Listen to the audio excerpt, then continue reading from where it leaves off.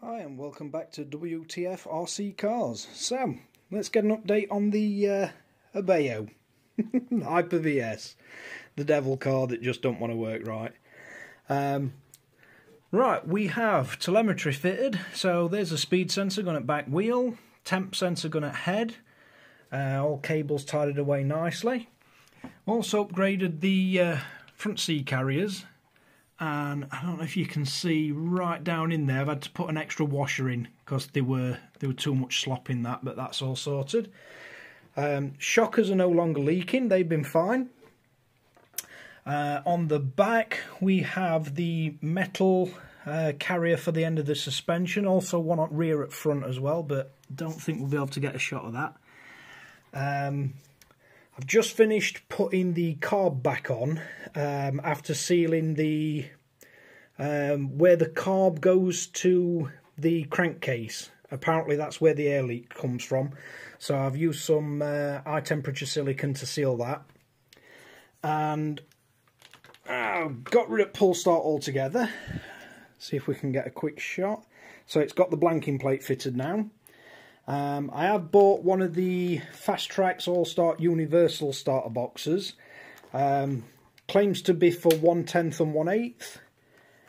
And if you see where I've got these pegs, that is pretty much the only place you can get pegs to fit on a 1/8. So that one's right in there, that one's there.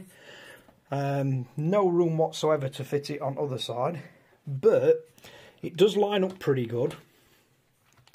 Just see if I can demonstrate that. So, yep, that works fine.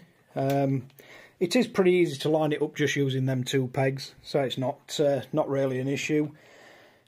And I don't really want a bigger starter box than that because it's it's a good bit size of car.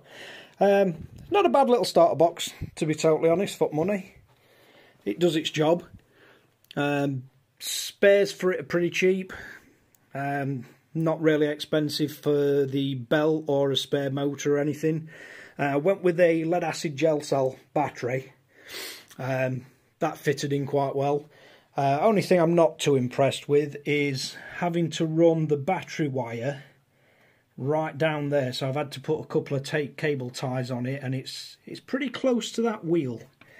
And then likewise on this side, that is as far as the battery cable will reach to come over to connect it into the wire harness for the motors and the switch.